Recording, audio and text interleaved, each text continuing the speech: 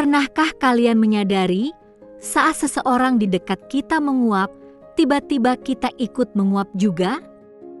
Fenomena ini bukan kebetulan, loh. Ini disebut menguap menular, sebuah kecenderungan unik yang sering kita alami. Menguap menular adalah saat kita ikut menguap setelah melihat, mendengar, atau bahkan hanya memikirkan orang lain menguap. Ini adalah salah satu misteri perilaku manusia yang paling menarik dan seringkali membuat kita bertanya-tanya. Meskipun terlihat sederhana, fenomena ini sebenarnya cukup kompleks. Para ilmuwan telah lama mencoba memahami mengapa hal ini bisa terjadi pada kita. Penjelasan di balik menguap menular ini ternyata melibatkan kombinasi berbagai faktor. Ada faktor biologis yang berperan dalam respons tubuh kita. Selain itu, ada juga faktor psikologis yang memengaruhi pikiran dan emosi kita. Tidak ketinggalan, faktor sosial juga memiliki peran penting dalam fenomena ini. Semua faktor ini saling berinteraksi, menciptakan respons menguap menular yang sering kita alami. Mari kita selami lebih dalam misteri ini bersama-sama. Salah satu teori utama yang mencoba menjelaskan menguap menular berpusat pada konsep empati. Empati adalah kemampuan kita untuk memahami dan merasakan apa yang orang lain rasakan. Manusia secara alami cenderung meniru perilaku orang lain di sekitar mereka. Ini adalah bagian dari cara kita belajar dan beradaptasi dalam lingkungan sosial. Peniruan perilaku ini seringkali menjadi cara kita untuk memahami dan berinteraksi dengan dunia. Kita meniru untuk belajar, untuk menunjukkan kesamaan, atau bahkan untuk membangun ikatan. Menguap adalah perilaku yang sangat mudah dikenali dan seringkali diasosiasikan dengan rasa lelah atau bosan. Ketika kita melihat orang lain menguap, otak kita langsung memproses informasi ini. Perilaku ini secara tidak sadar memicu respons empati dalam diri kita. Kita seolah-olah ikut merasakan kondisi orang yang menguap tersebut. Kita secara tidak sadar merasakan kelelahan atau kebosanan yang mungkin dialami orang lain. Ini adalah bentuk empati yang sangat mendasar dan otomatis. Kemudian, tubuh kita merespons dengan menguap sebagai cerminan dari perasaan tersebut. Ini seperti otak kita berkata, "Oh, dia lelah, mungkin aku juga harus merasakan hal yang sama." Menariknya, penelitian menunjukkan adanya korelasi antara tingkat empati seseorang dengan kemungkinan mereka menguap menular. Semakin tinggi tingkat empati seseorang, semakin besar kemungkinan mereka menguap sebagai respons. Ini menunjukkan bahwa menguap menular mungkin bukan hanya sekadar refleks, tetapi juga indikator dari kemampuan kita untuk terhubung secara emosional dengan orang lain. Ini adalah bukti betapa kuatnya ikatan sosial kita. Selain empati, ada teori lain yang sangat menarik dan berkaitan erat dengan cara kerja otak kita. Teori ini melibatkan sel saraf khusus yang disebut mirror neurons atau neuron cermin. Neuron cermin ini adalah sel-sel saraf di otak kita yang memiliki fungsi unik. Mereka aktif tidak hanya saat kita melakukan suatu tindakan, tetapi juga saat kita mengamati orang lain melakukan tindakan yang sama. Bayangkan, saat kita mengangkat tangan, neuron cermin kita aktif. Tapi, saat kita melihat orang lain mengangkat tangan, neuron yang sama juga ikut aktif. Ini seperti otak kita sedang mensimulasikan tindakan yang kita lihat.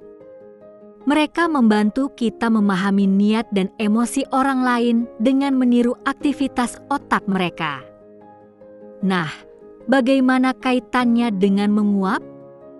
Ketika kita melihat orang lain menguap, neuron cermin kita di otak langsung teraktivasi. Aktivasi ini secara otomatis mengaktifkan pola yang sama di otak kita, seolah-olah kita sendiri yang sedang menguap. Ini adalah respons otomatis yang terjadi di bawah sadar.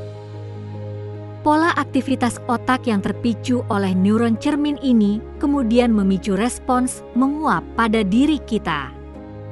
Ini adalah mekanisme neurologis yang sangat efisien. Jadi, neuron cermin ini bertindak sebagai jembatan antara pengamatan dan tindakan. Mereka memungkinkan kita untuk secara otomatis meniru apa yang kita lihat, termasuk menguap. Ini menjelaskan mengapa menguap menular bisa terjadi begitu cepat dan tanpa kita sadari. Otak kita sudah diprogram untuk merespons dengan cara ini.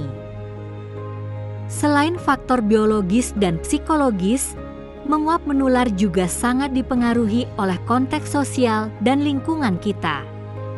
Ini menunjukkan bahwa fenomena ini tidak hanya terjadi di dalam diri kita, tetapi juga dipengaruhi oleh interaksi kita dengan dunia luar. Menguap yang menular ternyata lebih sering terjadi dan lebih kuat dipengaruhi oleh ikatan sosial. Kita lebih mungkin menguap saat melihat orang yang kita kenal atau memiliki hubungan dekat dengan kita. Misalnya, kita cenderung lebih mudah menguap saat melihat anggota keluarga, teman dekat, atau pasangan menguap. Ini dibandingkan dengan saat kita melihat orang asing menguap. Ikatan sosial dan kedekatan emosional memainkan peran penting dalam memicu respons menguap menular ini. Semakin kuat ikatan kita, semakin besar kemungkinan kita untuk terpengaruh. Ini mendukung teori empati, di mana kita lebih mudah berempati dengan orang yang kita kenal dan pedulikan. Kedekatan ini memperkuat sinyal empati yang memicu menguap. Selain itu, lingkungan juga berpengaruh pada kemungkinan menguap menular. Kondisi di sekitar kita bisa meningkatkan atau menurunkan kecenderungan kita untuk menguap. Misalnya, kemungkinan menguap meningkat dalam situasi yang membosankan. Saat kita berada di kelas yang membosankan atau rapat yang panjang, menguap menular bisa menyebar dengan cepat. Demikian pula, kemungkinan menguap juga meningkat dalam situasi yang membuat lelah. Setelah seharian bekerja keras atau kurang tidur, kita lebih rentan terhadap menguap menular. Ini menunjukkan bahwa meskipun ada mekanisme internal, faktor eksternal seperti kebosanan atau kelelahan kolektif juga bisa memperkuat fenomena ini. Lingkungan menciptakan kondisi yang kondusif.